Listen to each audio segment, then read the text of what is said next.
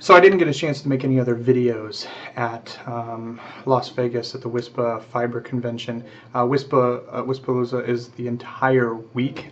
We only went for the Fiber Convention because that's really where our main focus is going for Indiana Telephone Network. And we were semi-disappointed. We did meet some vendors. We did learn a few things. We kind of wish it was more Fiber 101. The basics of it, and I'm not saying that they didn't have some basic stuff in there, but there was two extremes. It was, hey, you've never done anything with fiber for about 20 minutes, and then it was 10 hours of, well, you have to have this, this construction plow, and this is how you do this, and this is, we just didn't think that it fit very well. We think that if we were going out there just for fiber, we probably should have just went to a fiber convention somewhere. And this is only the second time that they've done this, but just something to think about. It was very interesting about how many wireless ISPs out there are planning on, just by show of hands, on how many people are planning on running fiber to their customers in the next couple years, and it was 3/4 of the room. So it was definitely very relevant for this organization to have a fiber convention. We just figured it could have been done a little bit better. In fact, we skipped the last 2 sessions of the fiber convention because it was just like, this isn't what we need. More of information is like, some of the things like, how does the technology work versus, and things that we would want to deploy. They had vendors there.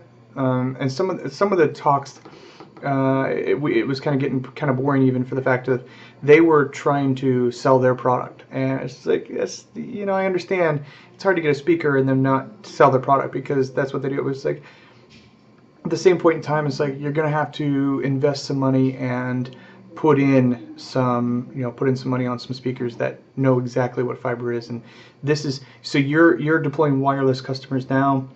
This is how you get to here, the entire step. And they were just very, very vague. I mean, one of the speakers was talking about, well, if you don't have, several $1 million, at your disposal right now, then you shouldn't even start a fiber project. Well, I'm like, none of these WISP in there have that kind of money just laying around. And, he was talking about all the deployment costs that he had for this, this one unit. And of the $700 and some odd thousand that he put out to start running his own fiber, he neglected to talk about any of the equipment cost. The ONTs, the OLTs, he neglected to talk about any of that stuff. And in addition, he didn't. He says, well, this is how much money you're going to have just to start running the cable. But like 3/4 of that expense was a brand new warehouse of $600 some odd thousand. That seems kind of crazy, because for a lot less you could have bought some pole barn or something to that nature. I just kind of thought that was a little foolish to kind of say that this is what you're going to have to do, and it's just like, you just don't need to have that type of stuff, especially considering a lot of it is stored outside. Depending on, as long as it's in a secure area. But that being said, that part was a little disappointing. We did learn quite a few things. I'm going to have a video with Jake and Wes when we get a chance to sit down and hash over what we learned, what we liked, and what we didn't like at the convention. But that's the update on the fiber conference at Wispalooza in Las Vegas at South Point.